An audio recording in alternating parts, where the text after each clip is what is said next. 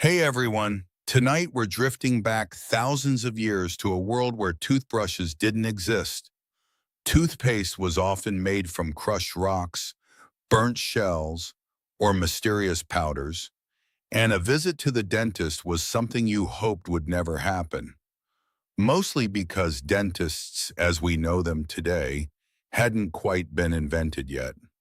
So, dim the lights, settle into your favorite blanket, and let the worries of the modern world slowly fade away.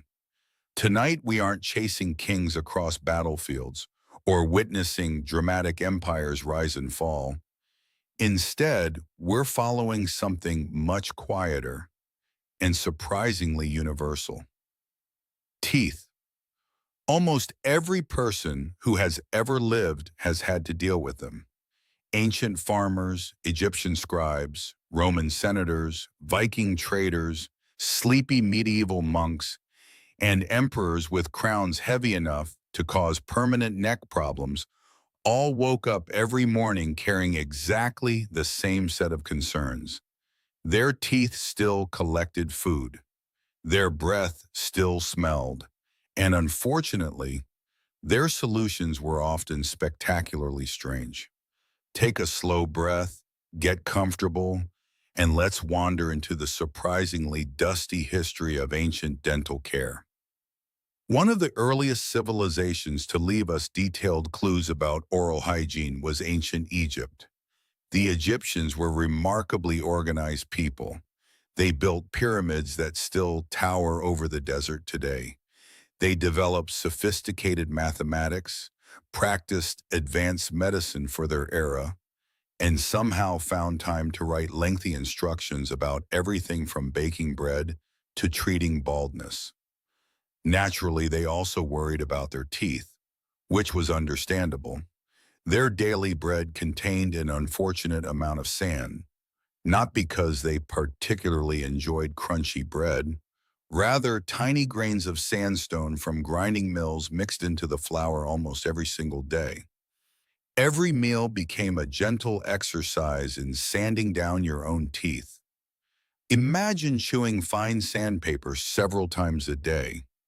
Year after year, your molars would slowly wear flat.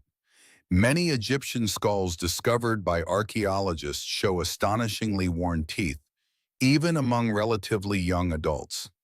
By the age of 30, some people had already lost much of their enamel, which sounds unpleasant because it was.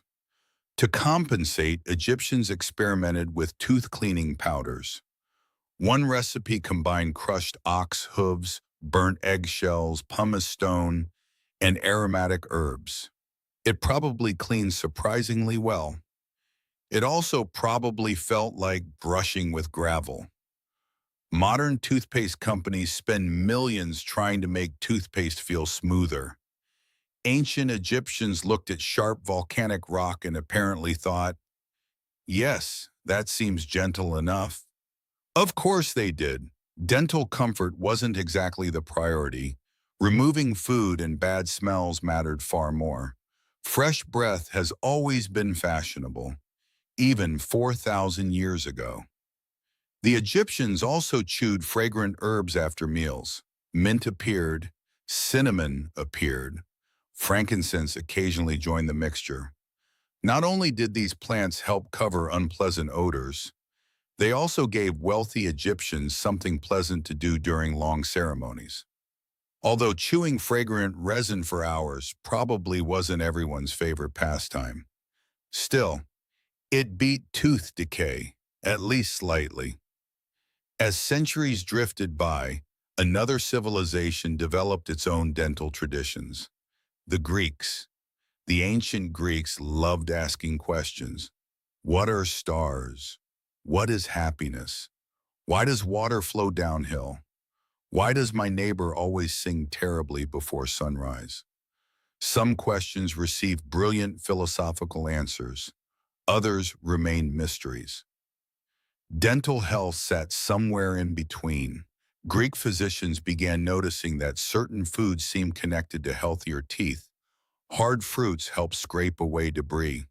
Certain herbs freshen the mouth. Sweet food seemed suspicious. Although sugar itself wasn't yet common, sticky dried fruits occasionally caused problems. Without realizing it fully, they were observing early forms of preventive dentistry. No microscopes, no bacteria, just careful observation, which honestly was impressive. Then came Rome. The Romans inherited ideas from nearly everyone around them. Roads, architecture, gods, recipes, dental care. They improved some things, complicated others, as empires often do. Roman writers described rubbing the teeth with powders made from crushed bones, oyster shells, charcoal, salt, and herbs.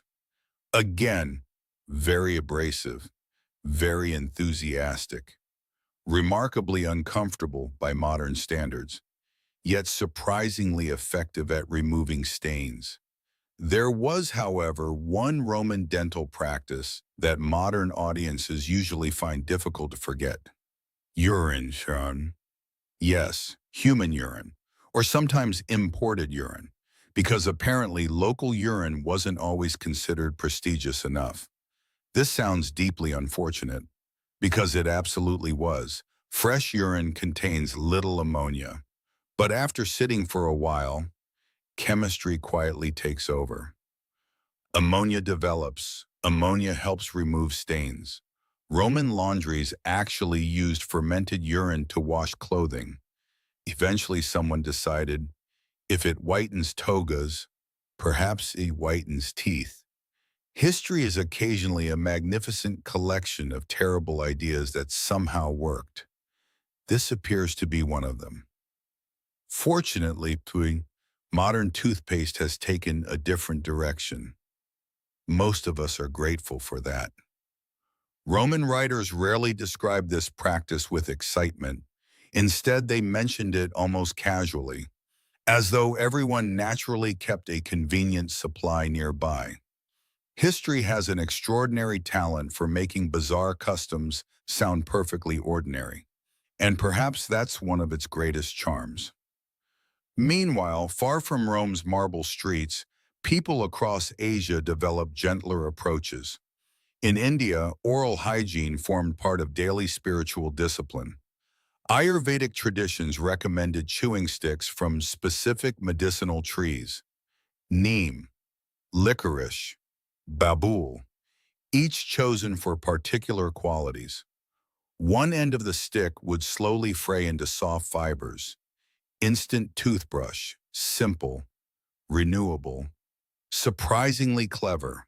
Many rural communities still use chewing sticks today. Scientific studies suggest they can genuinely reduce bacteria when used correctly. Sometimes the oldest ideas survive because they quietly work, without advertising, without plastic packaging, without television commercials promising impossible levels of whiteness. China eventually introduced another remarkable innovation. Around the Tang Dynasty, toothbrushes began looking surprisingly familiar. Instead of frayed twigs alone, craftsmen attached coarse animal bristles to handles made from bamboo or bone. Wild boar hairs became particularly popular, mostly because wild boars possessed impressively stiff bristles. The resulting toothbrush probably cleaned effectively. It also probably felt like scrubbing your gums with a small angry hedgehog. Comfort continued to be negotiable. Cleanliness remained the priority. Across Northern Europe, life looked rather different. The Vikings rarely left detailed dental manuals. Unfortunately, that would have been fascinating bedtime reading. Archaeologists instead study skeletons. Many Viking teeth reveal intentional grooves carved into the front. No one knows exactly why. Decoration, status, fashion, perhaps simply because someone started doing it and others followed. Human beings have always enjoyed unusual trends. Some traditions disappear, Others become social media challenges. History changes. People remain surprisingly familiar. Viking graves also reveal toothpicks made from bone and metal, tiny tools carried for everyday use. Simple, practical, rather sensible actually. Food becomes trapped. You remove it. Problem solved. Sometimes the simplest inventions endure for thousands of years. Of course, not everyone enjoyed equal access to dental care. Kings certainly possessed advantages. Royal physicians mixed expensive herbs, imported spices, rare perfumes, fine powders. Unfortunately, even royal teeth still decayed. Being wealthy did not persuade bacteria to behave politely. If anything, richer diets occasionally made things worse. Honey, wine, soft breads, delicacies. The royal menu frequently provided excellent opportunities for cavities, which was deeply unfair. Although bacteria have never shown much respect for social hierarchy, they remain impressively democratic. Ancient doctors often blamed toothaches on curious theories. One especially popular belief involved toothworms, tiny invisible creatures supposedly burrowed inside teeth, causing pain.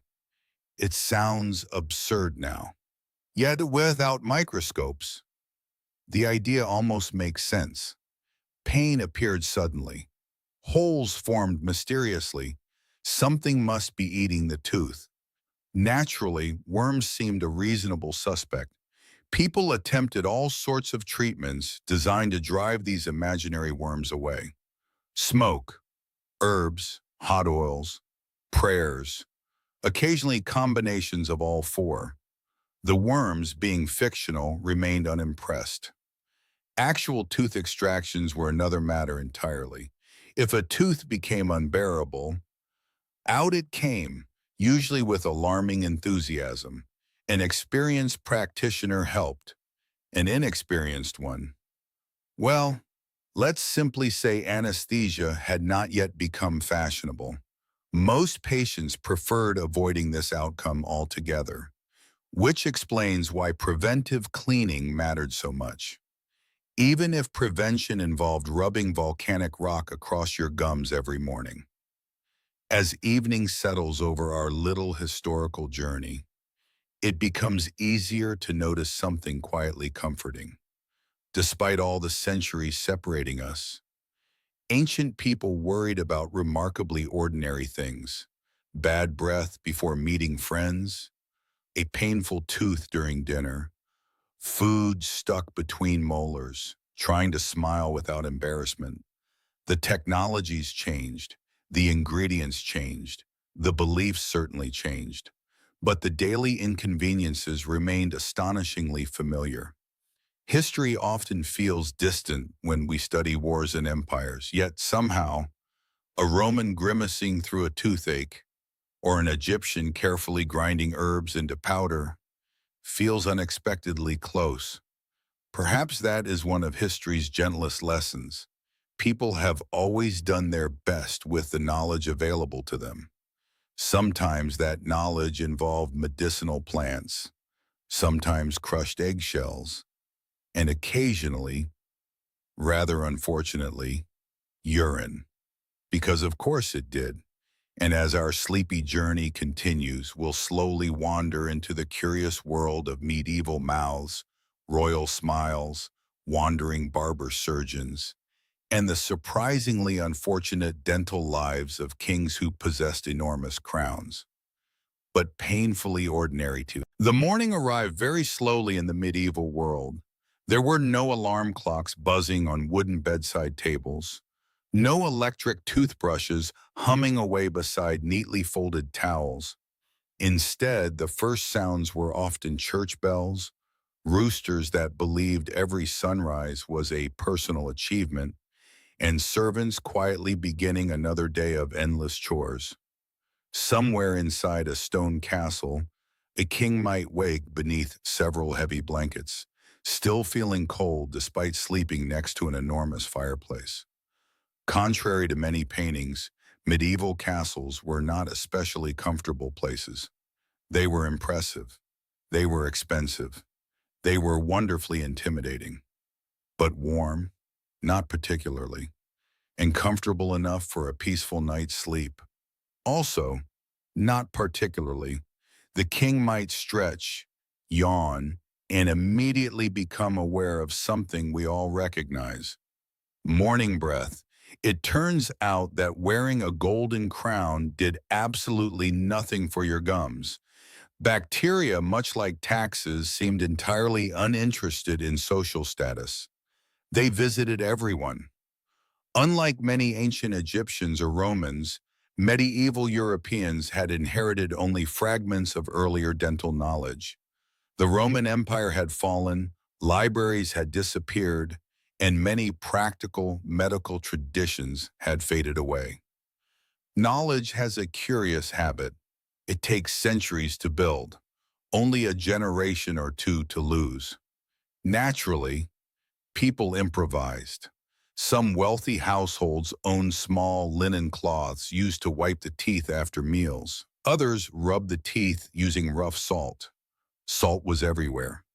Useful for preserving meat, useful for cleaning, useful for reminding yourself that comfort was rarely history's highest priority. Mixed with crushed herbs like sage or rosemary, it became one of the closest things medieval Europe had to toothpaste. Was it pleasant? Not especially. Was it better than doing nothing? Probably. And in history, probably better than nothing describes an astonishing number of medical treatments. Sage became especially popular. People believed it strengthened teeth, freshened breath, protected the gums. Modern science suggests they weren't entirely wrong. Sage does possess antibacterial properties.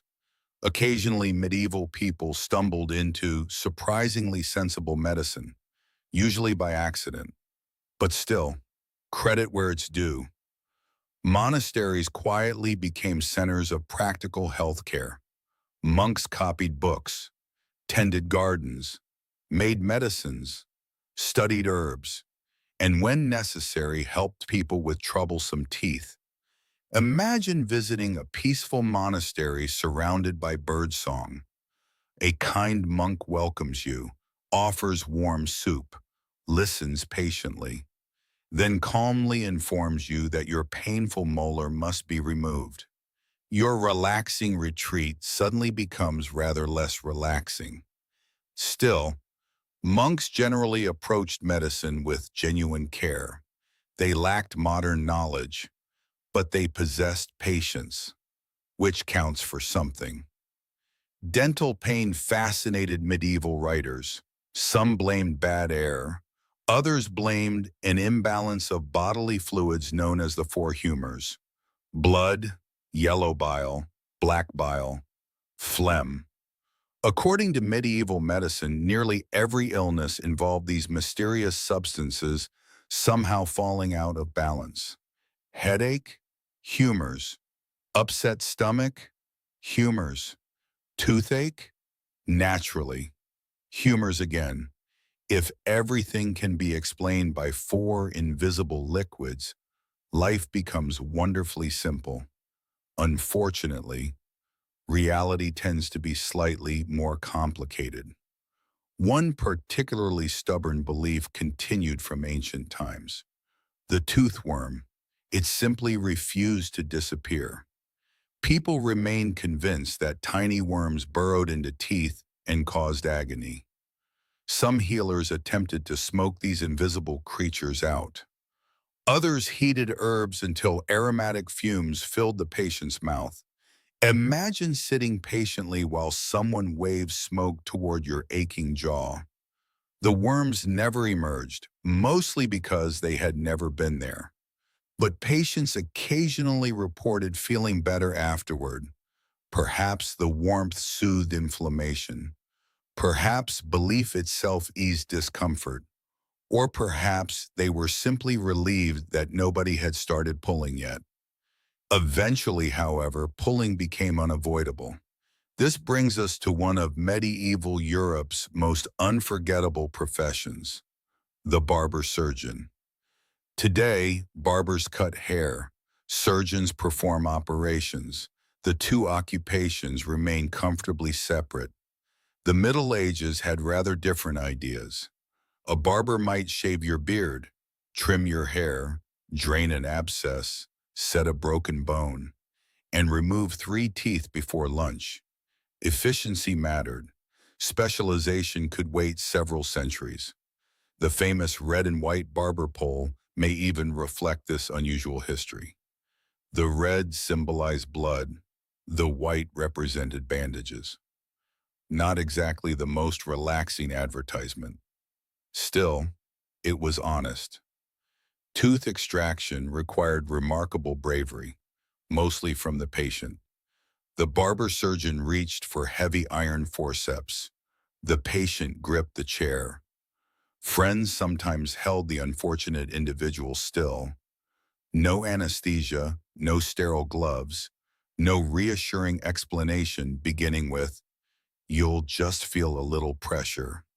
Instead, pressure was very much the entire experience. The tooth either came out or it didn't. Sometimes both outcomes occurred at once. History can be surprisingly inefficient. Yet despite these frightening procedures, many people delayed treatment for months or years. Understandably, given the available options, hoping the pain would somehow disappear on its own suddenly seems perfectly reasonable. Sometimes it actually did. The nerve died. Unfortunately, the infection often remained. Royal families faced exactly the same problems, only with considerably nicer furniture. Take England's King Henry VIII. Most people remember him for 6 wives, religious upheaval, and astonishing talent for creating political problems. Less commonly remembered, his teeth. By middle age, Henry suffered severe dental disease. Contemporary accounts suggest persistent pain, infections, and difficulty eating. Sugar had become increasingly fashionable among Europe's elite. Originally considered almost medicinal, sugar slowly transformed into a luxury obsession. The wealthy sprinkled it onto food, added it to drinks, served extravagant desserts. Their teeth quietly objected. Henry possessed extraordinary wealth. He commanded armies. He built magnificent palaces. Yet tiny colonies of bacteria steadily defeated him, one tooth at a time. Sometimes history's smallest enemies prove remarkably persistent. Queen Elizabeth I developed a similar reputation. She adored sweets, candied fruits, sugared treats, imported delicacies. Sugar consumption became so noticeable that foreign visitors commented on the dark appearance of her teeth. One ambassador politely described them as black. Diplomacy occasionally requires remarkable restraint. Her courtiers, eager to flatter their queen, reportedly copied the fashion. Some even blackened their own teeth intentionally. Imagine deciding that tooth decay looked elegant. History has produced stranger beauty trends than most modern fashion magazines could ever imagine. Meanwhile, ordinary villagers continued relying on local wisdom, chewing parsley, rubbing mint leaves, using fennel seeds after meals. Many herbs genuinely reduced unpleasant odors. Fresh breath remained valuable whether one lived in a palace or a tiny wooden cottage. Human interaction has always benefited from reasonably pleasant breath.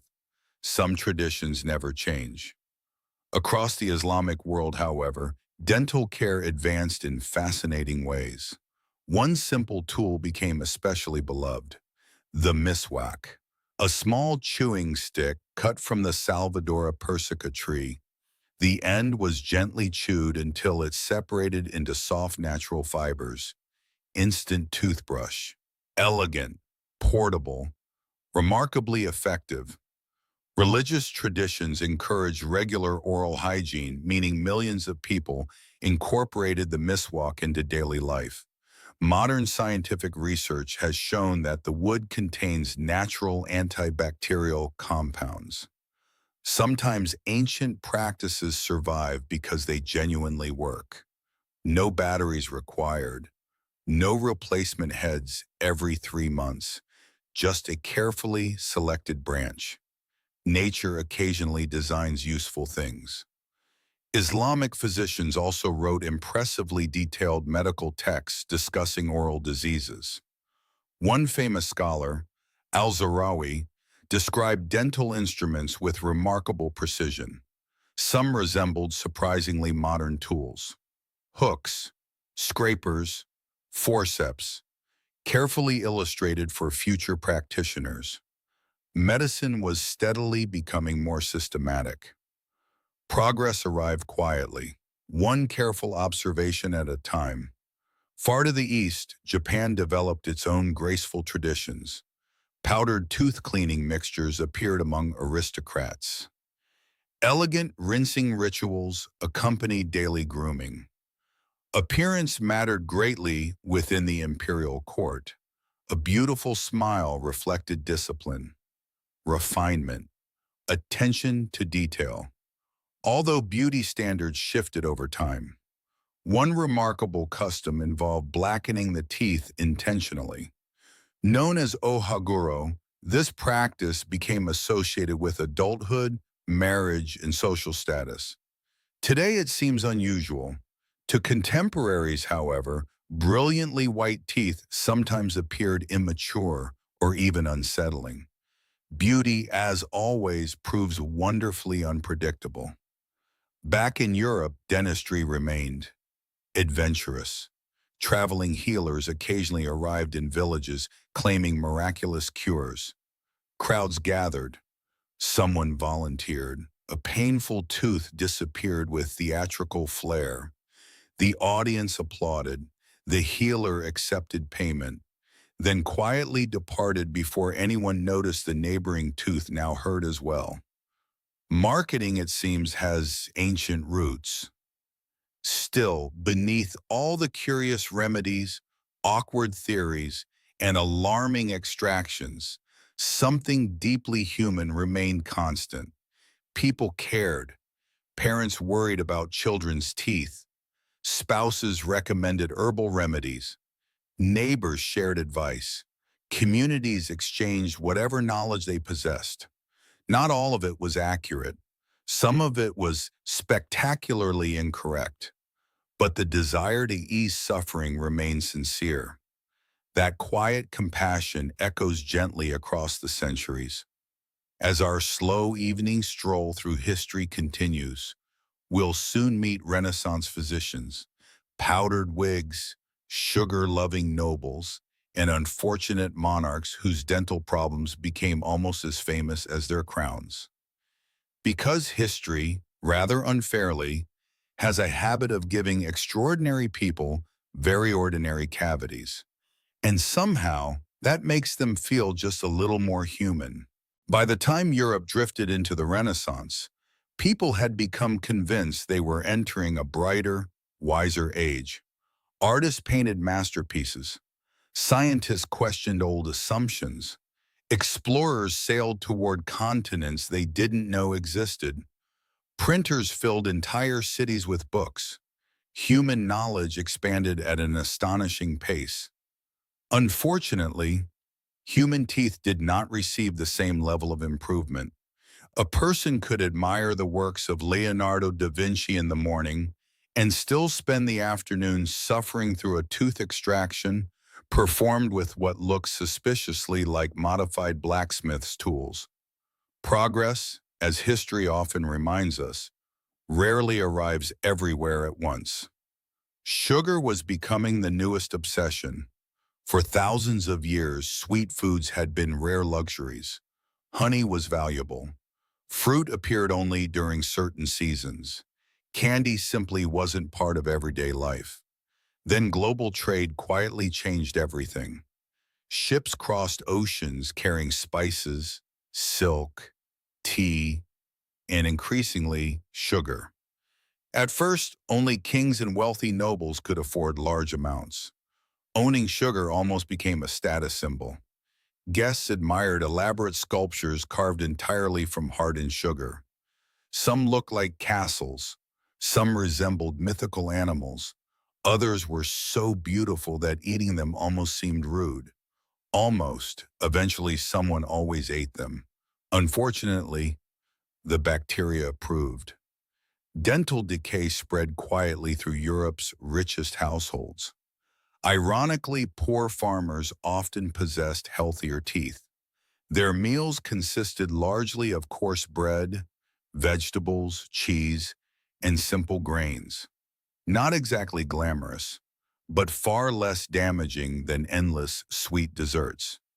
Being wealthy had many advantages. Healthier teeth was not always one of them. History occasionally enjoys these little jokes. One royal family demonstrated this particularly well. The French court became famous for magnificent banquets. Tables stretched across enormous halls. Silver plates glittered beneath candlelight. Exotic fruits arrived from distant lands. Cakes became increasingly elaborate. Wine flowed generously. Musicians played softly in the background. Everyone smiled politely. Well, at least they tried.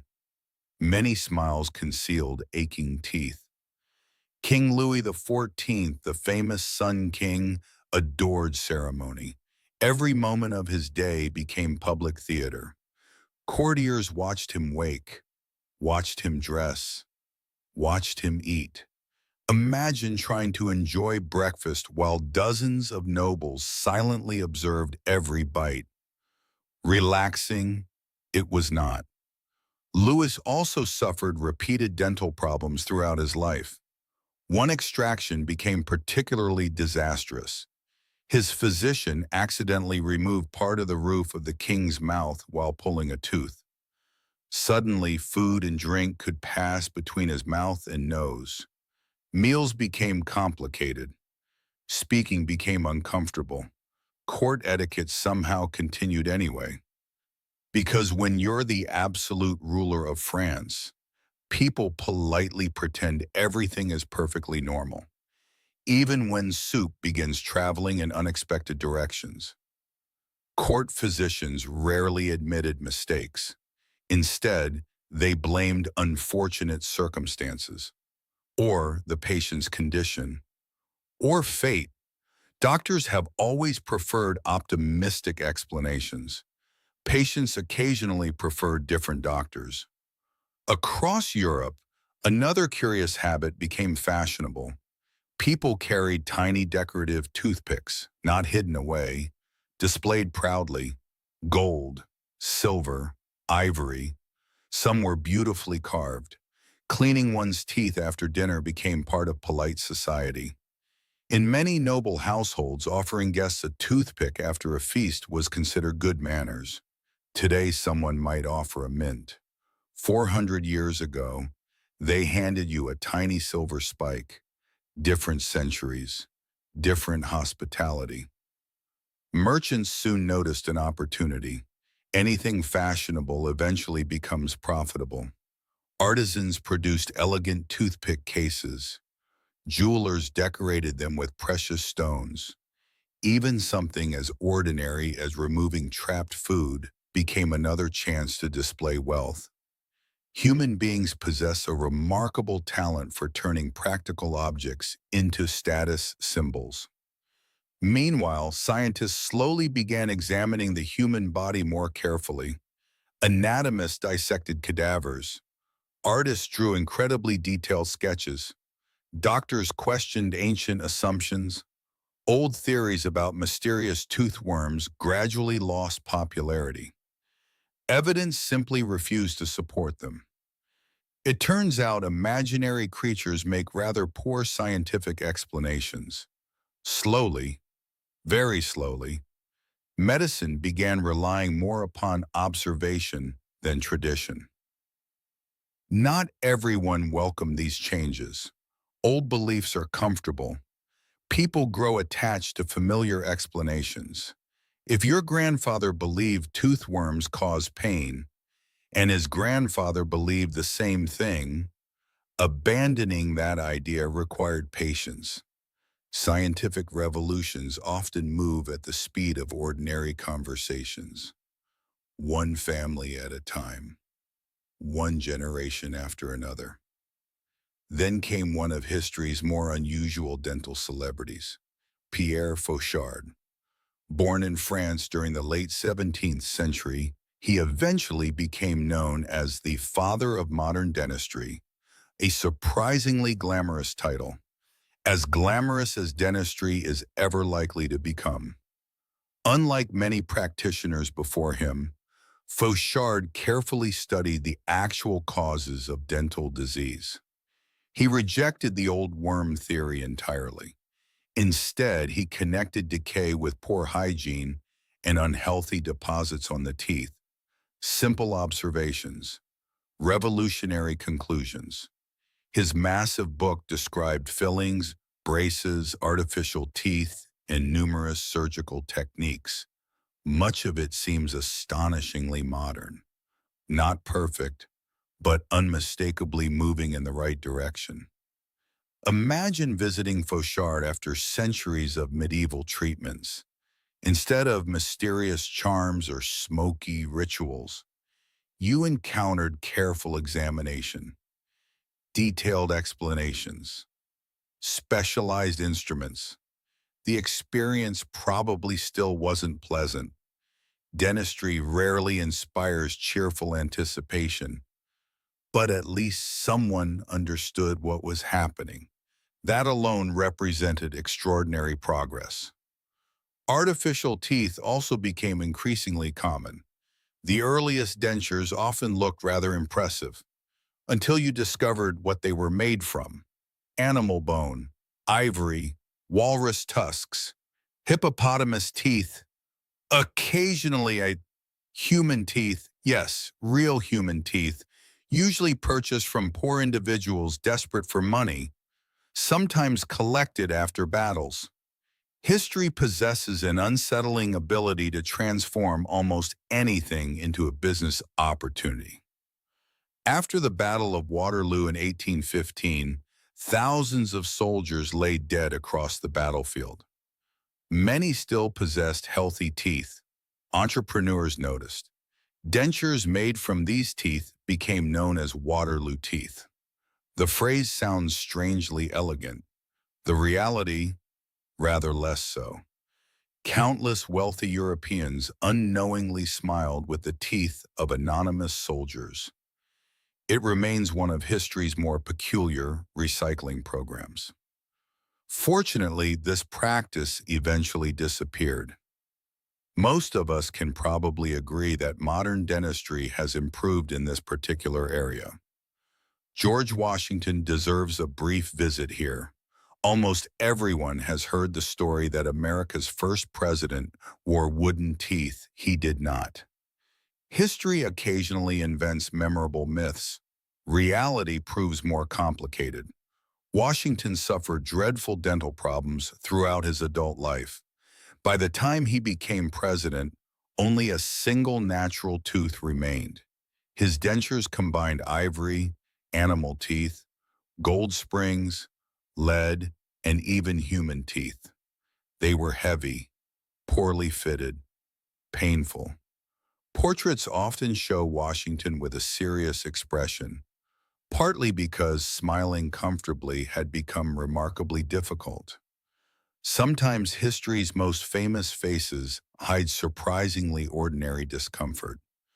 Back in Europe, fashionable ladies began carrying scented mouth rinses, rosewater, mint, clove, lavender. These fragrant mixtures freshened breath during lengthy social gatherings. Conversation could last for hours.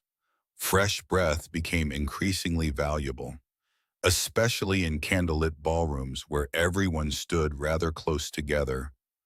Perfume helped. Good manners helped. Tooth decay Not so much. Coffee and tea also spread rapidly across Europe. People adored them. Morning routines quietly transformed. Unfortunately, these drinks stained teeth. New whitening powders appeared almost immediately. Many contained chalk, charcoal, ground shells, brick dust. Yes, brick. Apparently, someone looked at a building material and thought, this belongs in my mouth. History rarely disappoints. Despite everything, people genuinely wanted healthier smiles. Parents taught children to clean their teeth. Physicians wrote instruction manuals. Merchants sold dental tools. Knowledge expanded, step by careful step.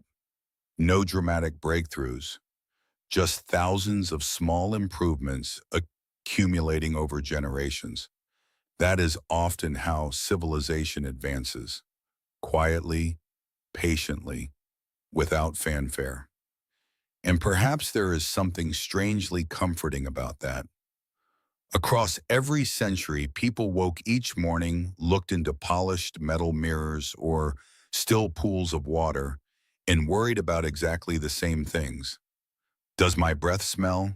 Is this tooth getting worse? Should I eat fewer sweets? Will this pain eventually disappear? Kings wondered. Farmers wondered. Merchants wondered. Monks wondered. Even emperors occasionally touched an aching jaw and sighed. History changes clothing. It changes languages. It changes borders. Yet ordinary human worries remain remarkably consistent. As our gentle journey continues, we'll soon wander into the Victorian Age, a world of elaborate etiquette, mysterious patent tooth powders, questionable advertisements, sugar addictions, and dentists who were finally beginning to resemble the professionals we recognize today. The road toward modern dentistry was long, occasionally sensible, frequently strange, and, rather fittingly, just a little difficult to chew. By the time the 19th century quietly settled across Europe and North America, the world had changed almost beyond recognition. Steam engines crossed the countryside. Factories hummed from sunrise until long after sunset. Letters traveled faster than ever before. Cities grew larger each year. People spoke confidently about science, industry, and progress. Surely, they thought, civilization had finally become properly modern. And yet, a surprising number of people were still cleaning their teeth with homemade powders mixed together in the kitchen. Progress, as always, liked taking the scenic route. The average Victorian morning followed a comforting rhythm. A kettle warmed over the fire, curtains were pulled open, shoes were polished, hair was carefully arranged, and somewhere in the house someone reached for a small ceramic jar filled with tooth powder. Inside might be finely ground chalk, powdered charcoal, baking soda, crushed oyster shells, or perhaps a family recipe that had been passed down for generations. Some mixtures worked reasonably well. Others removed stains with such enthusiasm that they slowly wore away the enamel itself. The teeth became whiter, briefly, then weaker. History has always appreciated ironic solutions. Advertising exploded during the Victorian era. Newspapers became filled with cheerful promises. One company guaranteed perfect teeth in 7 days. Another claimed its miraculous powder could restore youth, eliminate bad breath, strengthen gums, and somehow improve social popularity. Naturally, whenever history invents advertising, exaggeration arrives almost immediately afterward. Some things truly never change. Traveling salesmen wandered from town to town carrying polished wooden boxes filled with bottles and powders. Every product promised remarkable results.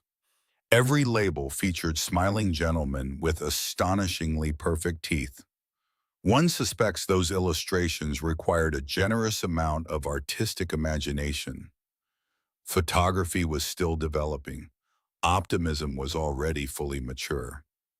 Meanwhile, sugar quietly continued winning its centuries-long war against healthy mouths. Tea became enormously popular. Coffee spread everywhere. Both drinks invited an important companion. Sugar. One spoon became two, two became three. Afternoon tea transformed into a daily ritual. Small cakes appeared, biscuits followed. Sweet jams completed the table. Nobody suspected they were building ideal conditions for millions of hardworking bacteria. The bacteria certainly appreciated the hospitality. Children suffered especially. Victorian families adored sweets. Candy shops appeared across busy streets. Brightly colored treats tempted every passing youngster. Parents often rewarded good behavior with sugar. Doctors occasionally recommended sweet syrups for various illnesses. Looking back now, it feels almost inevitable. Cavities became increasingly common. Poor children frequently lost teeth long before reaching adulthood. The wealthy experienced similar problems. They simply visited more expensive dentists. Dentistry itself was finally becoming a true profession. For centuries, almost anyone with confidence and a sturdy pair of forceps could claim to remove teeth. That slowly changed. Dental schools opened, students studied anatomy, they practiced carefully. Examinations became more rigorous. The profession gradually earned public respect. Although many patients still approach dental appointments with understandable hesitation, some traditions are difficult to overcome. The greatest improvement arrived in a rather unexpected form: pain relief. For thousands of years, tooth extraction had depended largely upon courage, mostly the patient's courage. Then anesthetics entered the scene. Nitrous oxide, better known today as laughing gas. The name sounds cheerful. Its discovery transformed dentistry forever. Patients no longer needed to remain fully aware throughout every procedure. The dentist could work more carefully. The patient could suffer considerably less. It was one of those rare historical moments where nearly everyone agreed, this is definitely better. Soon afterward came ether, then chloroform. Medical procedures gradually became calmer, not painless, not perfect, but vastly more humane than the experiences endured by medieval kings gripping wooden chairs while barber surgeons reached for iron pliers. Humanity had finally discovered that reducing pain was in fact an excellent idea. Sometimes our greatest breakthroughs sound wonderfully obvious in hindsight. Queen Victoria herself helped popularize chloroform after using it during childbirth. Public attitudes shifted almost overnight. If the Queen trusted modern medicine, perhaps ordinary people could as well. Royal influence occasionally improved life in surprisingly practical ways. Although royal families continued creating plenty of other complications entirely unrelated to dentistry, some habits proved harder to eliminate. As scientific understanding expanded, researchers finally identified the true culprit behind tooth decay: tiny living organisms, bacteria, invisible to the naked eye, busy every single day, feeding on leftover food, producing acid, slowly dissolving enamel.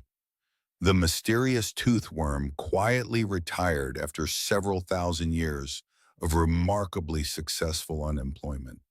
Science had finally solved one of history's oldest misunderstandings. The worms were innocent all along, entirely fictional, but innocent nonetheless. Microscopes changed everything. Doctors could finally observe an invisible world that earlier civilizations had only guessed existed. The discovery felt almost magical. Tiny organisms lived everywhere, on surfaces, in water, inside the human mouth. Some helped, others caused disease. It became increasingly clear that brushing removed far more than visible crumbs. It disrupted entire microscopic communities, not especially polite communities either. Toothbrushes also improved dramatically.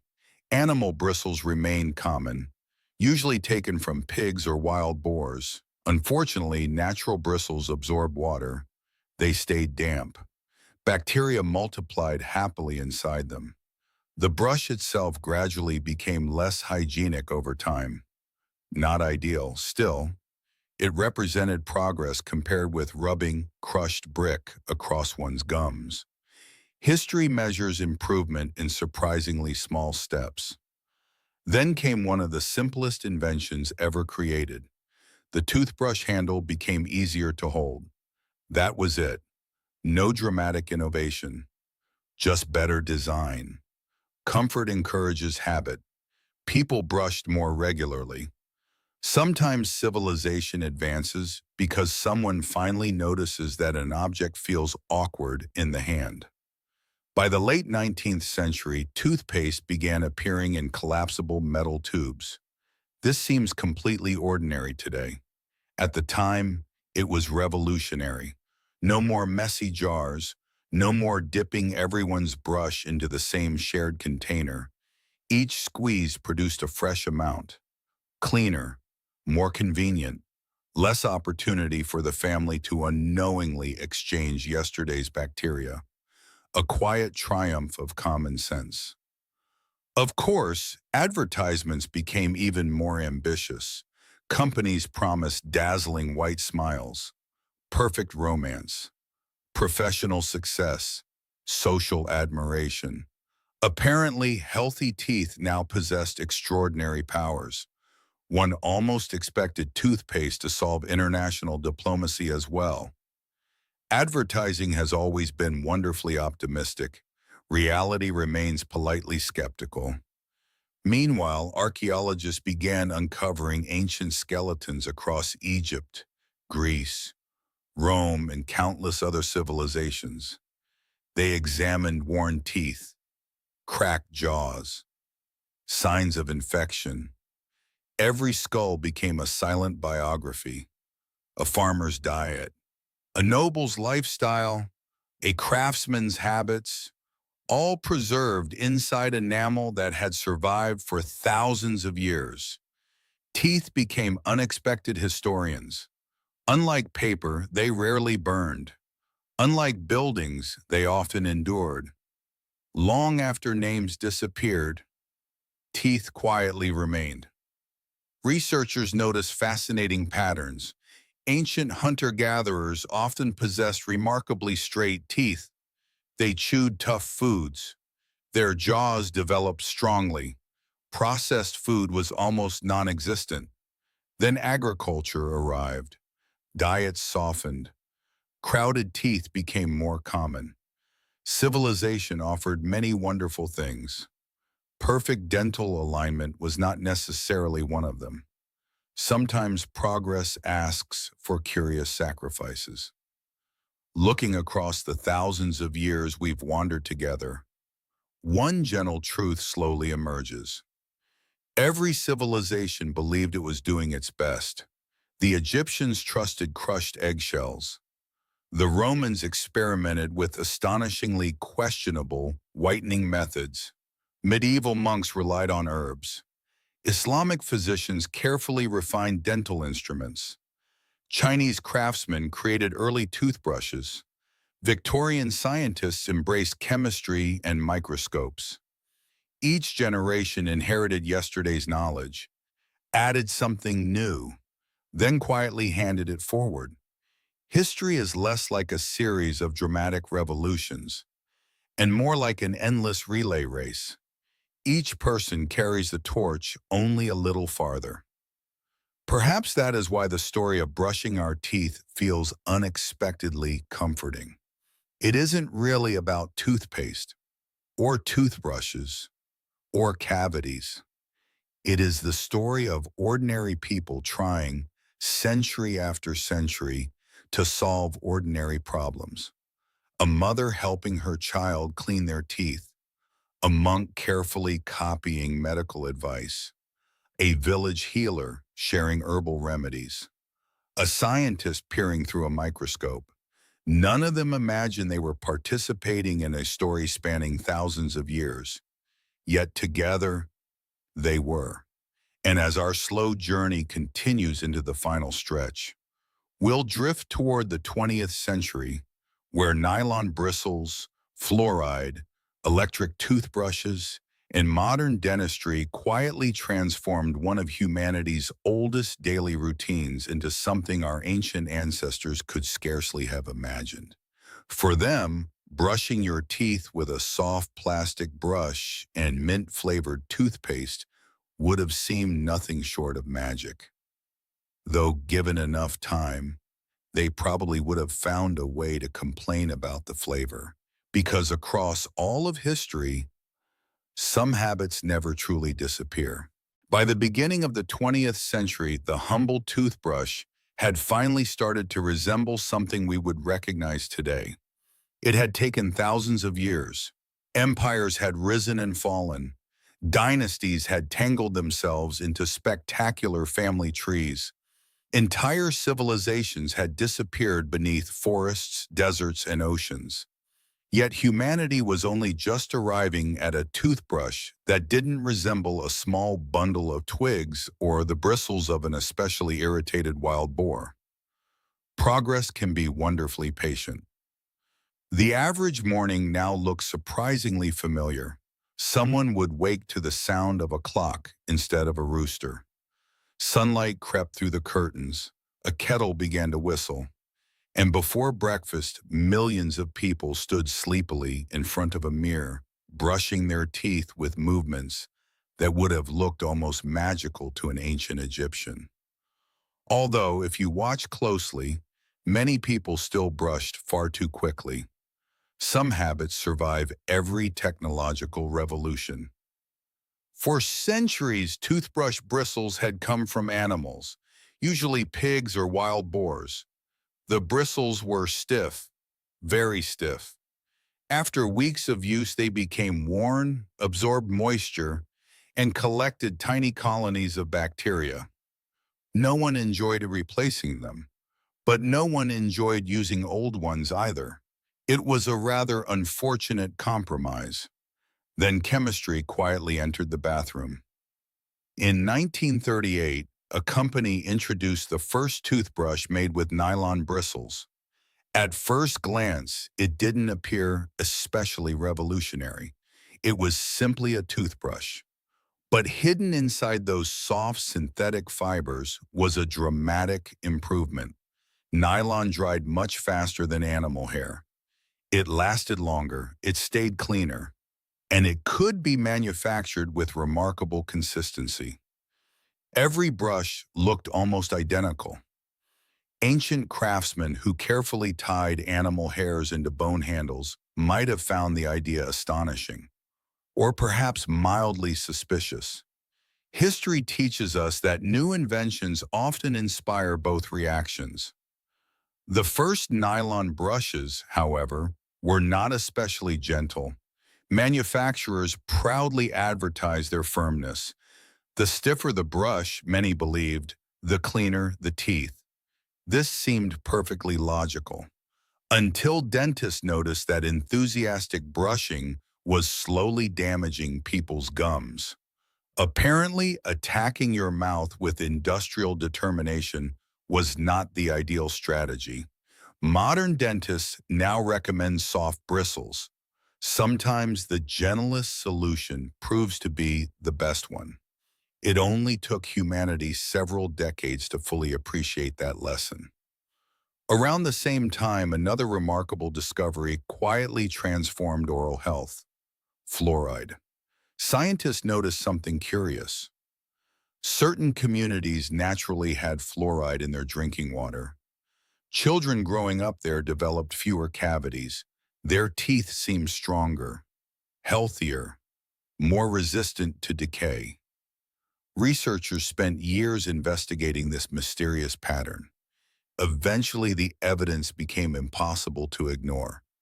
Small amounts of fluoride help strengthen tooth enamel. It wasn't magic. It wasn't a miracle.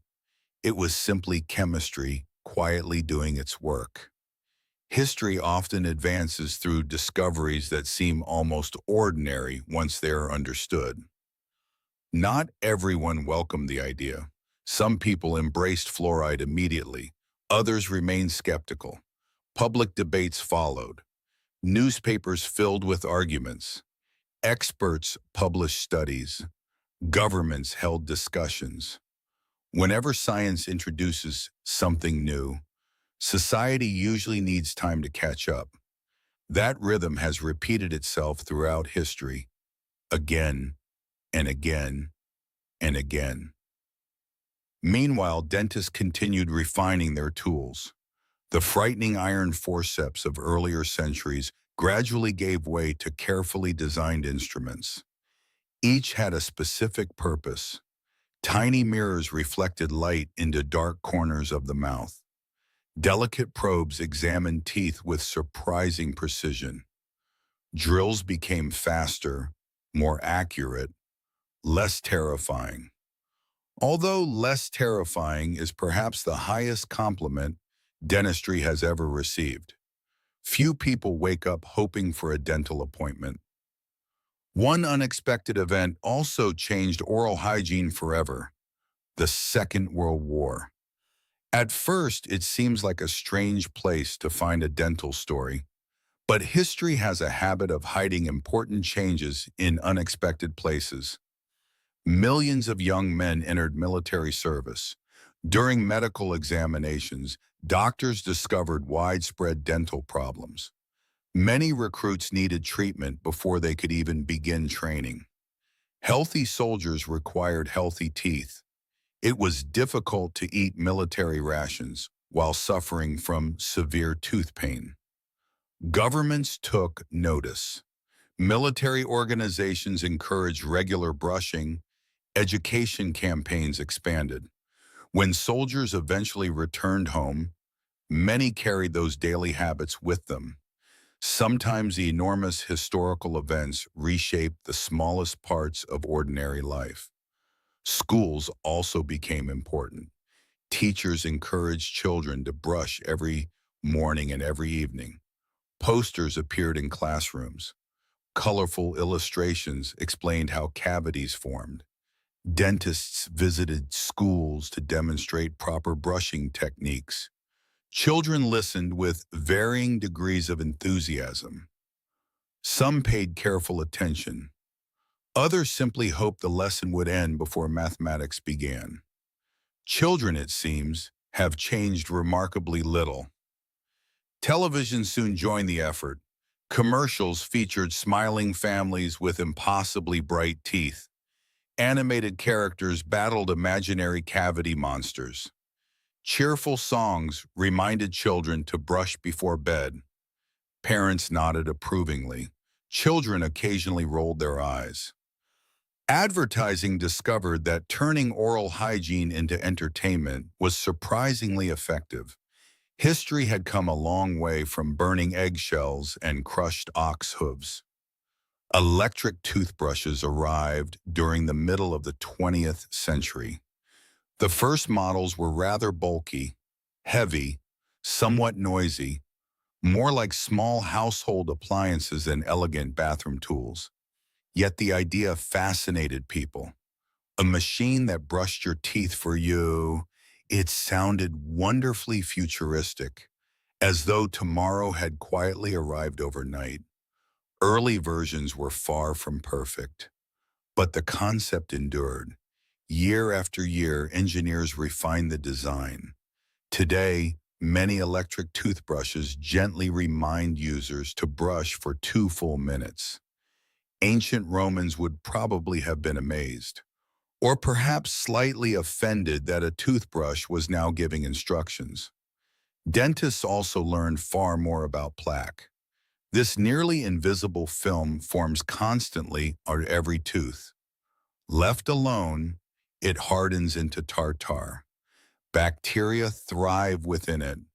Gums become inflamed. Decay slowly follows. Understanding plaque changed everything.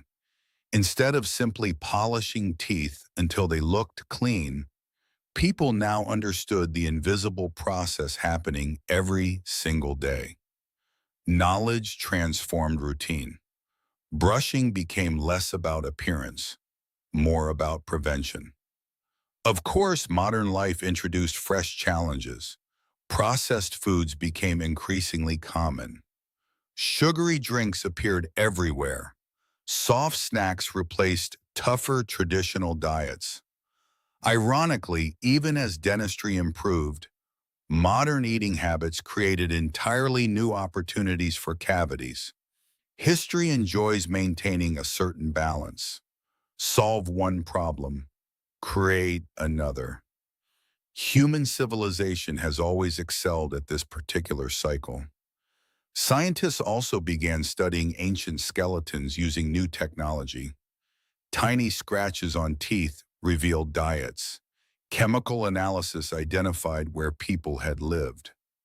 Microscopic wear patterns showed whether someone ate coarse grains, fish, or meat. A single tooth could reveal remarkable details about a person's life.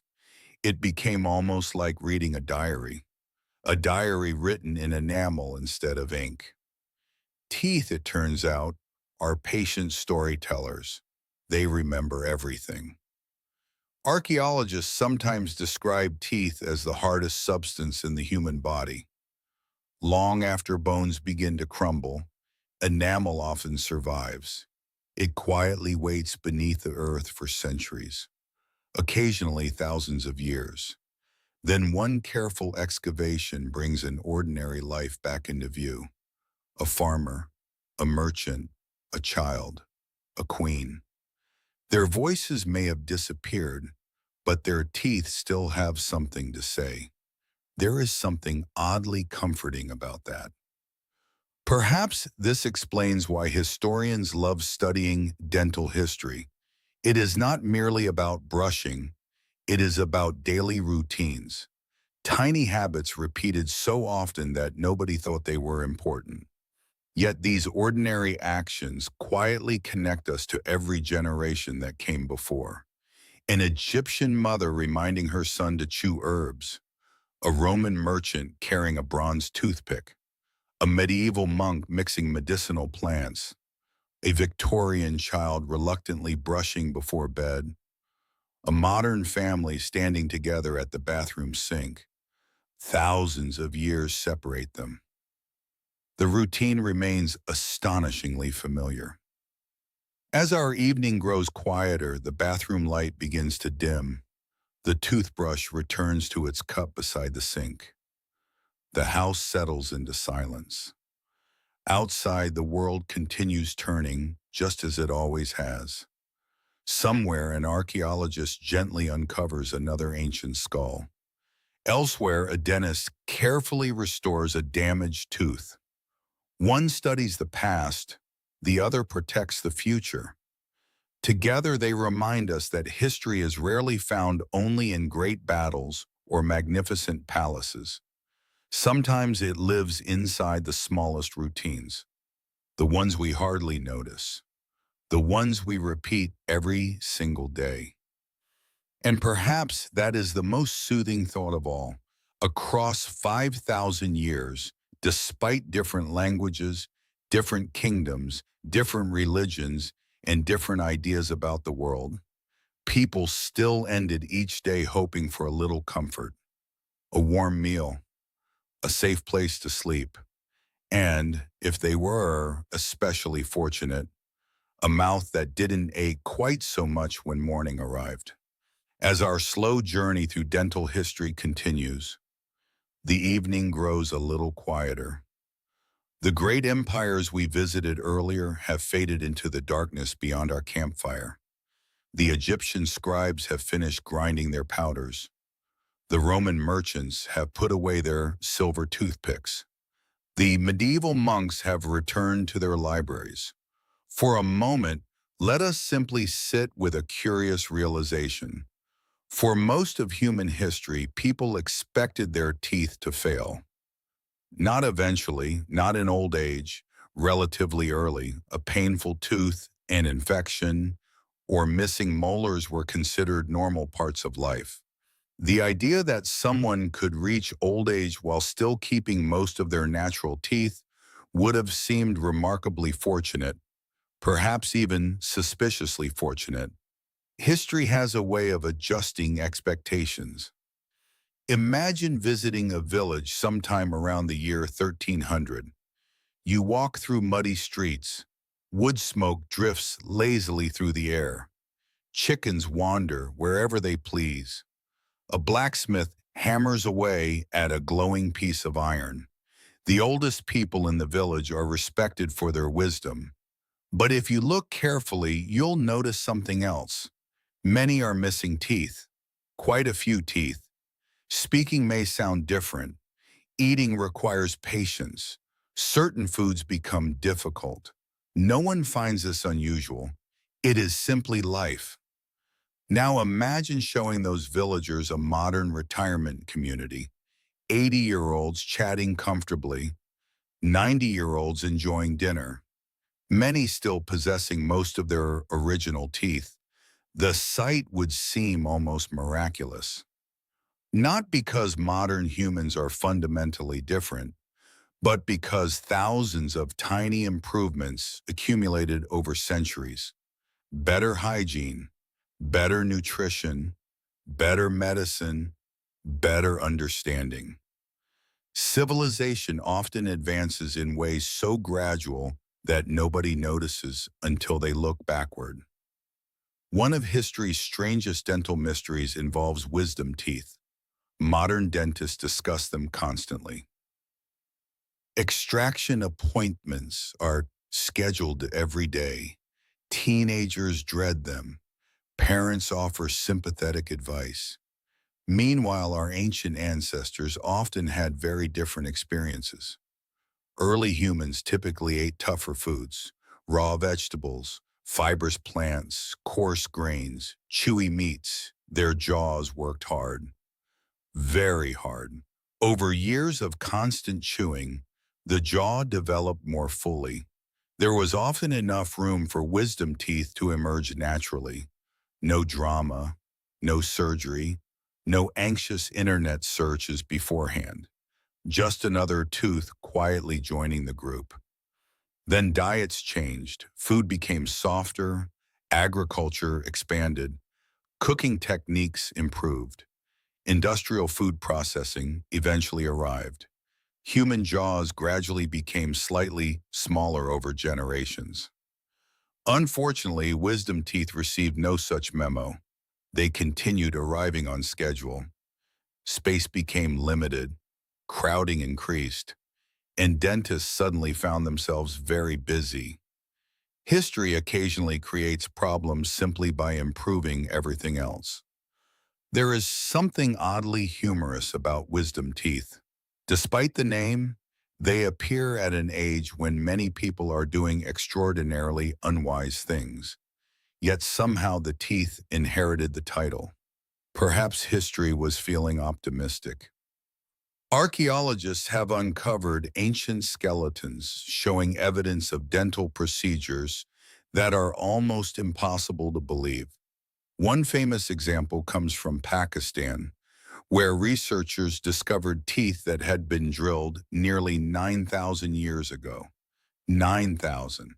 Let that settle in gently. Long before Rome, long before Egypt's pyramids, long before written history in many parts of the world, someone was performing dental work. The tools were primitive, tiny stone drills, simple materials, no electricity, no modern anesthesia. And yet evidence suggests genuine skill. The holes appeared deliberate, careful, purposeful, not random damage. Some forgotten practitioner sat patiently beside another human being and attempted to relieve suffering. That impulse stretches astonishingly far back into our past. People often imagine history as a sequence of wars, kings, and collapsing empires. Those events certainly happened, but most people spent their lives doing something much quieter. They cared for family members, prepared meals, fixed broken tools, and occasionally worried about a toothache. History feels different when viewed from that angle, more personal, more familiar, less distant. Dental pain appears surprisingly often in ancient writings. Roman letters mention it, medieval records mention it, Renaissance diaries mention it. People complained about aching teeth with remarkable consistency. Some things transcend culture. Toothaches seem to be one of them. Even philosophers struggled. Ancient thinkers debated the nature of reality, the meaning of virtue, the structure of the cosmos, yet a cavity could still ruin their afternoon. There is something deeply equalizing about dental pain. It ignores wealth, ignores titles, ignores education. A king and a shepherd may have little in common until both develop the same throbbing molar. Then suddenly they share an experience. This brings us, rather gently, to one of history's recurring themes. Human beings are much more alike than they sometimes appear. The clothing changes, the languages change, the technology changes, but beneath those differences, familiar concerns remain. Health, comfort, family, food, sleep, a little peace at the end of the day. The people who built pyramids wanted those things. The people who crossed oceans wanted those things. The people living in crowded modern cities want them too. Perhaps that is why studying ordinary history feels strangely comforting. A great emperor can seem distant. An ancient person struggling with a toothache feels immediately recognizable. Suddenly, the centuries shrink. The gap narrows. History becomes less about strangers and more about neighbors separated by time. As researchers continue uncovering archaeological sites around the world, teeth remain among the most valuable clues. A skeleton may reveal age, height, injuries, but teeth tell deeper stories. They preserve evidence of diet, childhood nutrition, migration, disease, even moments of stress, a difficult winter, a famine, a serious illness. Sometimes these events leave permanent marks inside enamel, tiny records hidden in plain sight. Scientists can now analyze microscopic traces trapped within ancient teeth, particles of food, environmental clues, chemical signatures. Entire chapters of forgotten lives emerge from material no larger than a grain of sand. It is extraordinary. A modern laboratory can learn things that even the original owner never consciously knew. History and science have become quiet partners. Together they reconstruct stories from fragments. There is a certain poetry in that. The very teeth people spent centuries trying to clean and protect have become some of history's most reliable witnesses. Not kings, not monuments, not official records. Teeth, small, ordinary, unassuming, patiently surviving while empires vanish. And so, as our evening stroll through time continues, we arrive at a curious conclusion. The history of brushing teeth is not really about brushes, or powders, or toothpaste. Those are merely the details. The deeper story is about problem solving. Every generation inherited challenges, then attempted to improve things slightly before handing them onward. Sometimes they succeeded brilliantly. Sometimes they rubbed powdered brick across their gums and hoped for the best. Both approaches belong to the same story, the long, uneven story of human effort. Perhaps future generations will look back at us with similar amusement. Maybe our toothbrushes will seem primitive. Maybe our dental techniques will appear charmingly outdated. Perhaps a historian centuries from now will describe our era with gentle sarcasm. They believed 2 minutes of brushing was sufficient, the historian might say, because of course they did. History rarely grants the final word to anyone. For now, though, the day is ending, the lights grow dim, the toothbrush rests quietly beside the sink. Millions of people finish their nightly routine without giving much thought to the thousands of years behind it. Yet every brushstroke carries a tiny piece of that history, a habit inherited from countless generations, refined little by little, passed forward across centuries. And tomorrow morning, when people wake and repeat the process once more, they will unknowingly participate in one of humanity's oldest daily traditions, a tradition that began long before kingdoms, long before nations, long before history itself learned how to write things down. And somehow it continues, softly, patiently, one toothbrush at a time. The night has grown wonderfully quiet. By now, most of the great civilizations we have visited have gently faded into the distance. The Egyptians have closed their temples. The Roman baths have fallen silent. Medieval castles stand peacefully beneath the moonlight, their fireplaces slowly burning down to glowing embers. It seems like the perfect moment to ask one final question. After all these thousands of years, what have our teeth actually taught us about being human? The answer, perhaps surprisingly, is quite a lot. Archaeologists often say that teeth are among the most honest parts of the human body. Bones can heal, scars can disappear, clothing decays, paper burns, buildings collapse. But teeth quietly preserve the story of a person's life. They cannot exaggerate. They cannot flatter. They simply remember. Every meal, every hardship, every habit, patiently recorded in layers of enamel. Imagine an archaeologist standing inside a peaceful laboratory.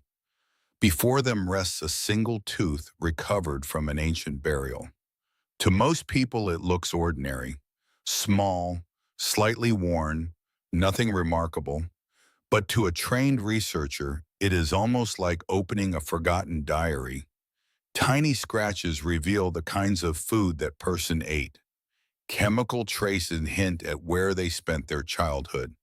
The amount of wear suggests whether they lived on coarse grains or softer meals. Even certain illnesses can leave faint marks hidden within the enamel. Without speaking a single word, the tooth begins telling its story. Sometimes those stories are unexpectedly moving. Researchers occasionally discover the remains of elderly people who lost nearly all of their teeth decades before they died, yet they survived into old age. That simple fact tells us something beautiful. Someone cared for them. Family members probably prepared soft food. Neighbors may have shared meals. Children may have helped them eat. Long before hospitals or nursing homes existed, communities quietly looked after their elderly. History often remembers battles. It should probably remember kindness a little more often. Children's teeth tell different stories. Tiny milk teeth occasionally preserve evidence of difficult winters, periods of famine, serious illness, even emotional stress. Life was rarely easy for ancient families. Yet somehow, generation after generation, parents continued doing exactly what parents have always done. They worried, they protected, they hoped. Across thousands of years, that instinct never disappeared. Ancient royalty left especially fascinating evidence. Despite their magnificent palaces and extravagant feasts, many kings and queens possessed surprisingly unhealthy mouths. Some suffered terrible abscesses, others developed advanced gum disease. A few lost most of their teeth while still relatively young. Royal portraits rarely mention such things. Artists were paid to flatter, not to document inflamed gums. History occasionally hides uncomfortable truths beneath beautiful paintings. One of the more amusing discoveries concerns ancient smiles. Modern people often imagine that historical figures walked around looking terribly serious. Portraits certainly suggest as much. Almost nobody smiled. Kings looked stern, queens appeared distant, nobles gazed thoughtfully toward the horizon. There was a practical reason. Holding a smile for several hours while an artist painted was exhausting. Much easier to remain still with a calm expression. Also, if your teeth weren't in excellent condition, keeping your mouth closed seemed like a sensible artistic decision. No one wanted history to remember their cavity. Today we smile constantly. Photographs capture moments in an instant. Ancient portraits required patience, sometimes weeks. Perhaps history has always smiled more than we imagine. It simply lacked fast cameras. Researchers have also noticed something curious about modern life. In many parts of the world, people now keep their natural teeth longer than almost any previous generation. That would have astonished our ancestors. A Roman merchant reaching the age of 80 with nearly every original tooth? Almost unimaginable. A medieval farmer doing the same? Even less likely. Yet today it happens every day. Not because humans evolved. Evolution moves far too slowly. Instead, knowledge accumulated. Each generation quietly added another small improvement. A softer toothbrush, a better filling, cleaner water, fluoride, regular checkups, tiny advances, patiently layered together. History rarely changes overnight. Most improvements arrive one careful step at a time. Of course, modern dentistry still inspires a certain amount of nervousness. Waiting rooms remain unusually quiet. Magazines sit untouched on small tables. Patients glance toward the treatment room with expressions suggesting they'd rather be almost anywhere else. Some traditions prove remarkably difficult to erase. Dentists understand this. Many offices now play soft music. Walls display peaceful landscapes. Aquariums bubble gently in the corner. Receptionists smile reassuringly. Everything encourages calm. It is a far cry from the barber surgeons of medieval Europe. One suspects they relied on rather different customer service techniques. Looking back across the centuries, it becomes impossible not to admire human persistence. Again and again, people encountered the same problems. Toothaches, broken teeth, bad breath, infections. Again and again, they searched for solutions, sometimes brilliant, sometimes bewildering, sometimes involving ingredients that modern people would never willingly place anywhere near their mouths. Crushed oyster shells, burnt eggs, brick dust, fermented urine. History truly explored every possibility. Fortunately, we eventually settled on men, a decision that feels entirely reasonable. Perhaps the greatest lesson hidden inside this long story is surprisingly simple. Civilization is built from ordinary routines, not only great discoveries, not only famous rulers, not only dramatic wars. It is built from millions of small habits repeated every day. Washing hands, preparing meals, teaching children, caring for elders, brushing teeth before bed. These quiet rituals shape history just as surely as crowns and armies. They simply do so without attracting much attention. And maybe that is exactly why they matter. When historians study emperors, they learn how nations changed. When historians study ordinary people, they learn how humanity endured. The first explains power, the second explains survival. Both stories deserve to be told. As we slowly reach the end of tonight's journey, imagine all the people we have met along the way. The Egyptian craftsman carefully crushing herbs beneath a stone mortar. The Roman senator polishing his smile before attending the Senate. The medieval monk tending medicinal gardens behind quiet monastery walls. The Viking trader carving a simple bone toothpick during a long sea voyage. The Renaissance physician sketching new dental instruments. The Victorian child reluctantly brushing before school. The modern family preparing for bed. Different languages, different beliefs, different worlds, yet connected by one remarkably ordinary ritual. History often feels impossibly vast. Thousands of years, countless civilizations, millions upon millions of lives. But sometimes the easiest way to understand all that time is through something wonderfully familiar. A toothbrush resting beside a sink, an evening routine completed almost without thinking, a small act repeated by billions of people. Ancient people could never have imagined electric toothbrushes or fluoride toothpaste. Modern people rarely imagine crushed eggshells or herbal chewing sticks. Yet both belong to the same endless story, the story of human beings trying, in their own imperfect ways, to care for themselves and for one another. So tonight, as you settle a little deeper beneath the blankets and let the day slowly drift away, remember this quiet thread connecting you to the distant past. Long before cities, long before written language, long before kings wore crowns or builders raised pyramids, someone somewhere probably rinsed their mouth, picked a stubborn piece of food from between their teeth, and hoped tomorrow would be a little more comfortable than today. Some hopes, it seems, never grow old, and perhaps that is one of history's gentlest comforts. No matter how much the world changes, the ordinary moments are the ones that endure.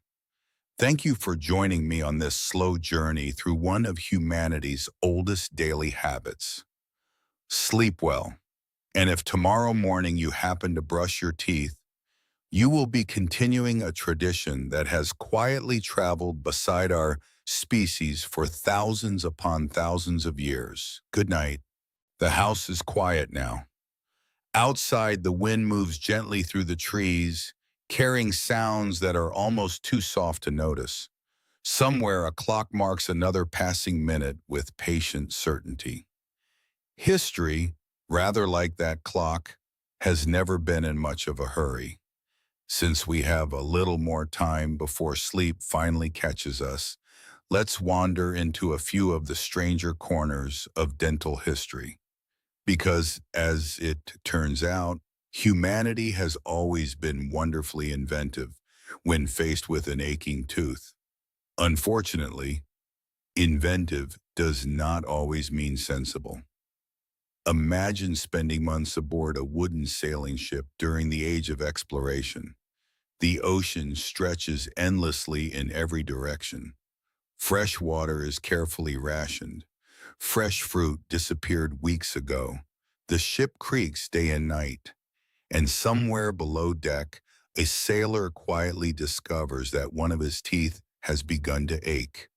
There is no nearby dentist. There isn't even a nearby village. Only waves. Lots and lots of waves. Life at sea was difficult enough before adding dental pain to the list. Sailors tried their best. Many cleaned their teeth using rough cloths. Others chewed small sticks whenever they reached land. Saltwater rinses were common. They certainly tasted memorable. Whether they solved very much remained another question. Still, rinsing with seawater probably felt preferable to doing absolutely nothing. Human beings have always preferred action over helplessness, even when the action was mostly symbolic. Pirates, despite what adventure novels sometimes suggest, suffered many of the same problems.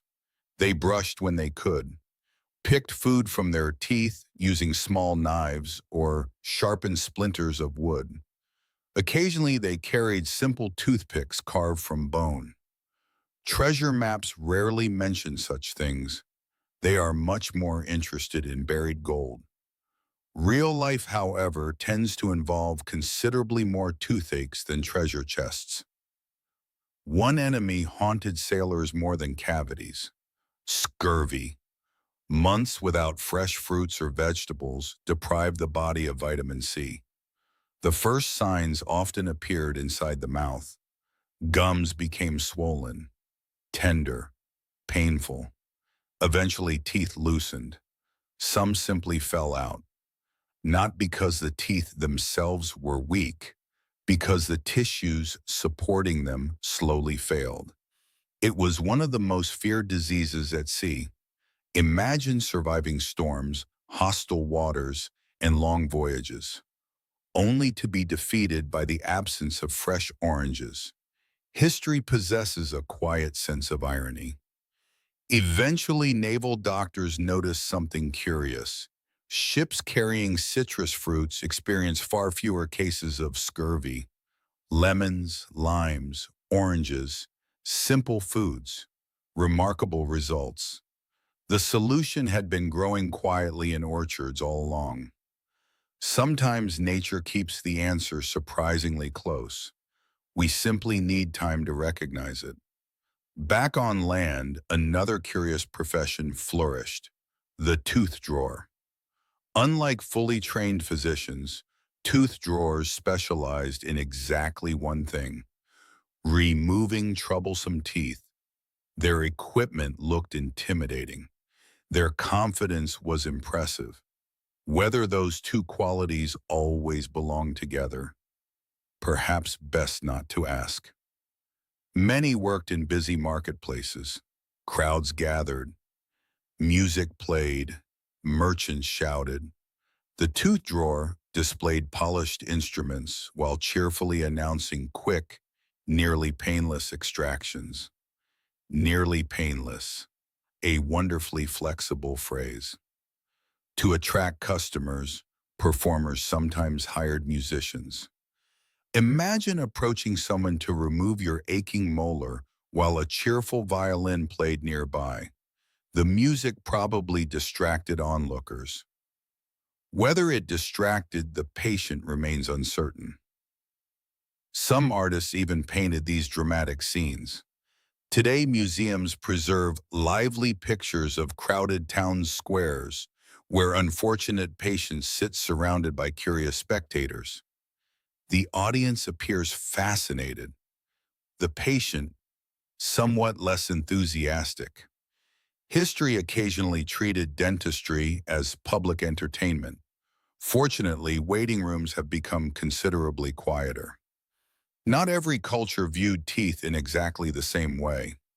Among the Maya of Central America, skilled craftsmen performed astonishing decorative work.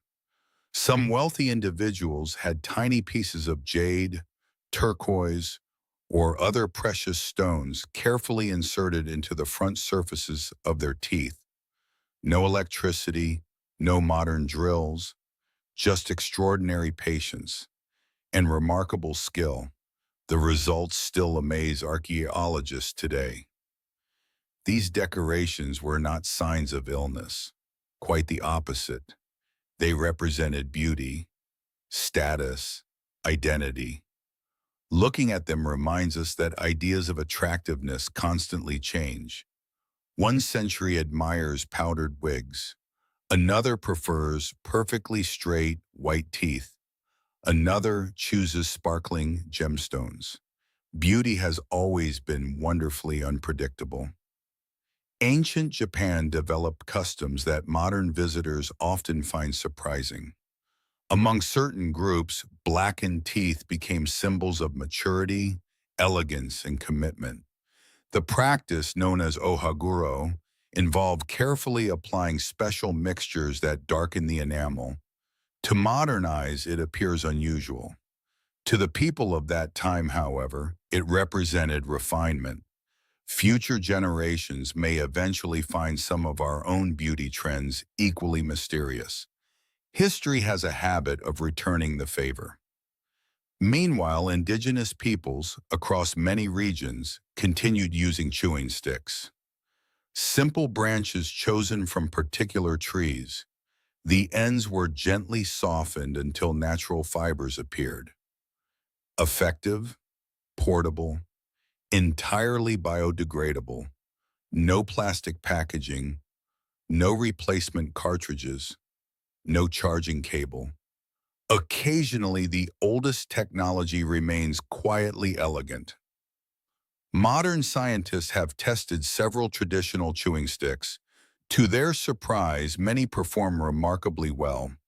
Some naturally contain antibacterial compounds.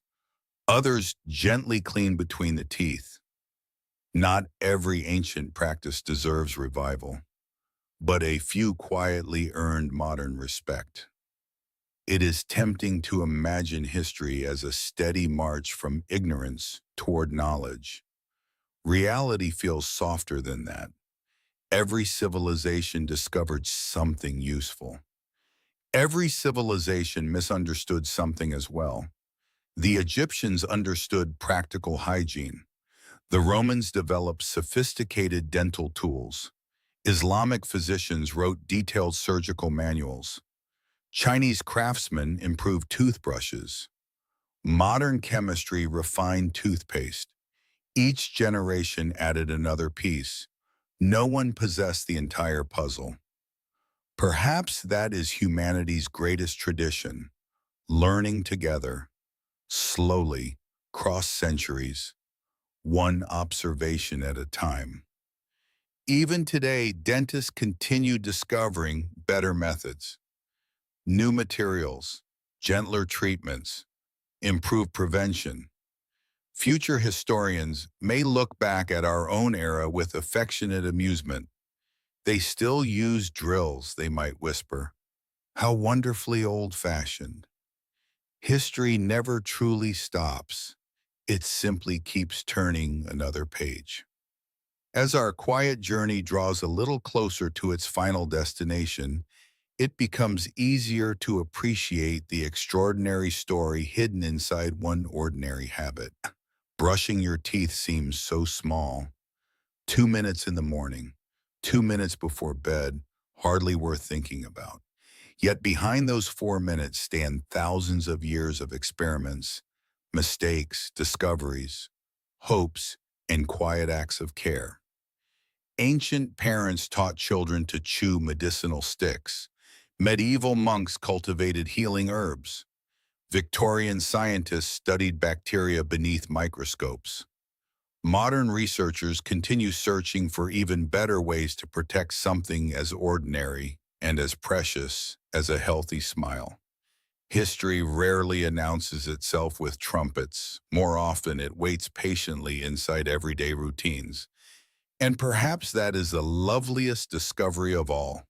The smallest habits often carry the longest stories.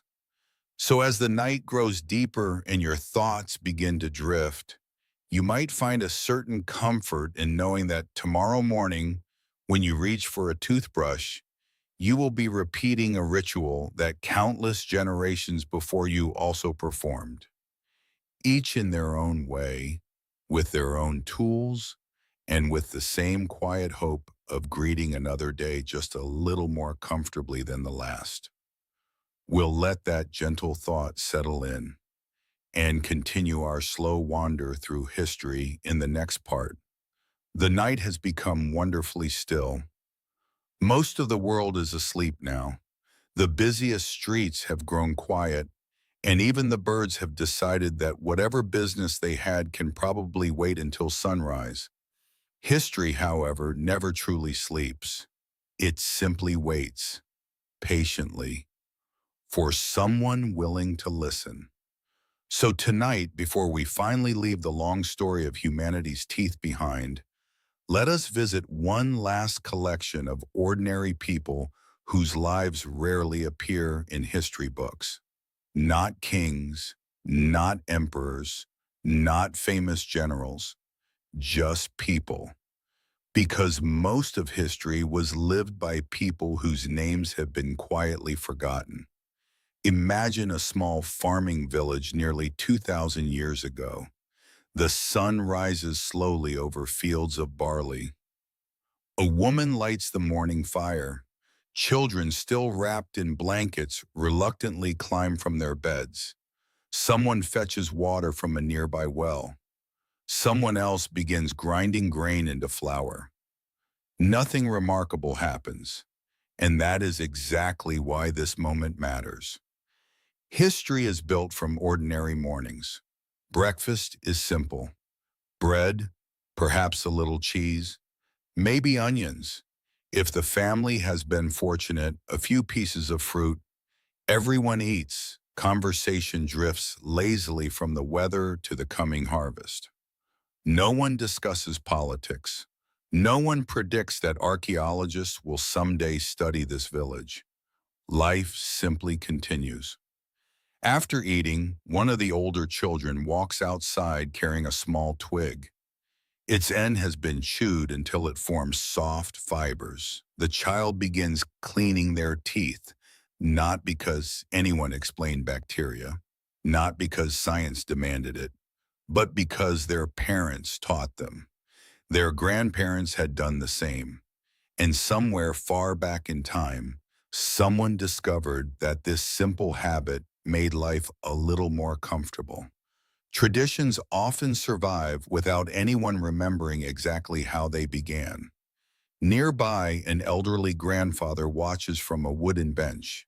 His smile reveals several missing teeth. Years of coarse bread and hard work have taken their toll. Still, he laughs easily. Missing teeth have never prevented a good story. He begins telling the children about his own grandfather. The old man, he insists, could crack walnuts with his teeth.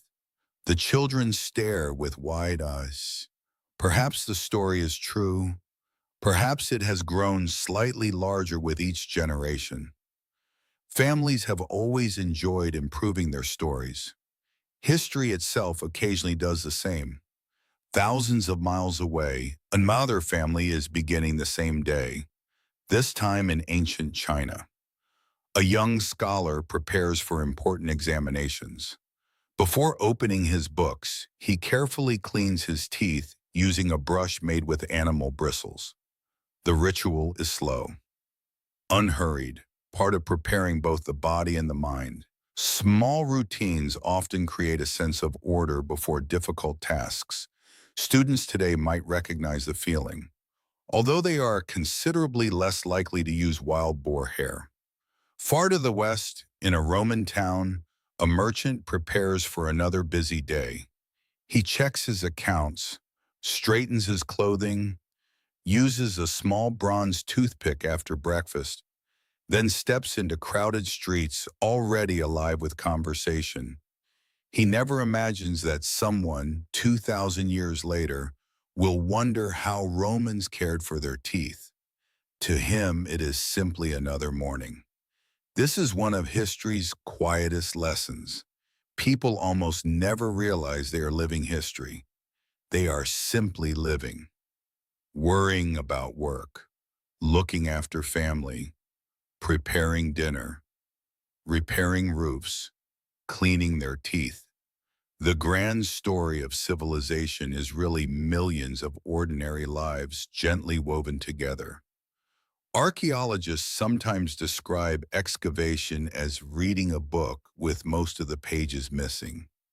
A broken cup here, a worn sandal there, a handful of seeds, a child's toy, and occasionally by a toothbrush or the remains of one, a simple object, almost invisible, yet capable of revealing surprising details about everyday life.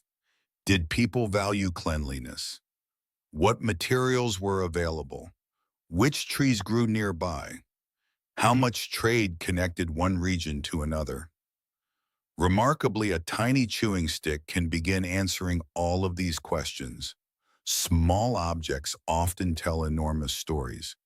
There is something wonderfully humbling about that. The greatest monuments announce themselves proudly.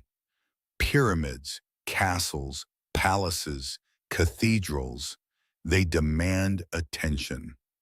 A worn toothbrush does exactly the opposite. It waits quietly until someone notices. Perhaps history itself is rather like that. The loud moments attract our eyes. The quiet moments shape our lives. If you could somehow invite an Egyptian stonemason, a Roman baker, a Viking sailor, a medieval monk, and a modern dentist into the same room, they would struggle to understand each other's languages. Their clothes would seem strange, their customs unfamiliar, their worlds almost unimaginable. Yet within a few minutes, they would discover something surprisingly comforting. Every one of them has experienced a toothache. Every one of them has tried to avoid one. Some conversations require no translation at all. Modern life often encourages us to believe that we are completely different from our ancestors.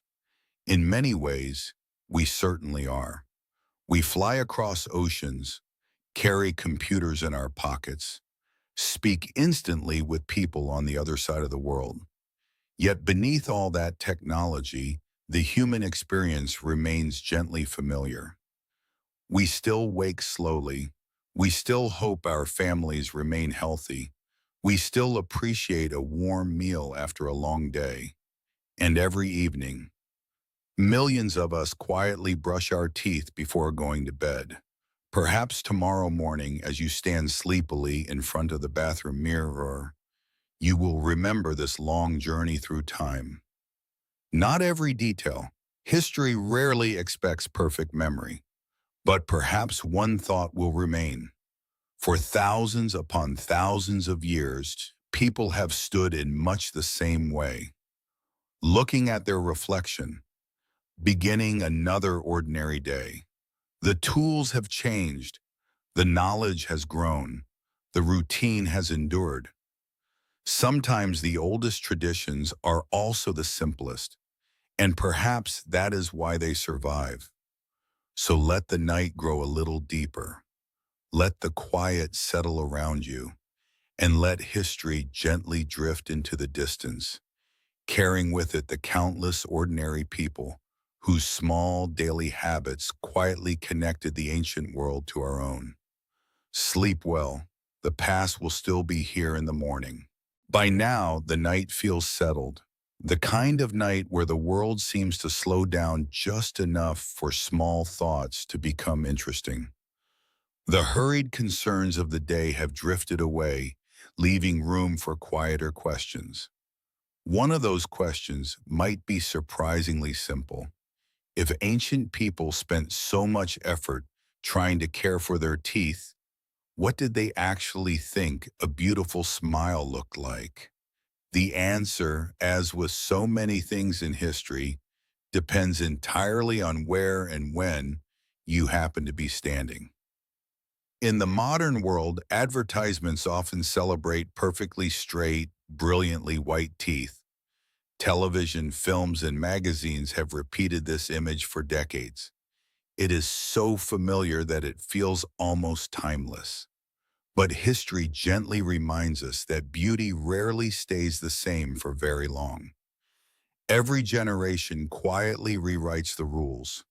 In ancient Egypt, appearance reflected order. Hair was carefully arranged.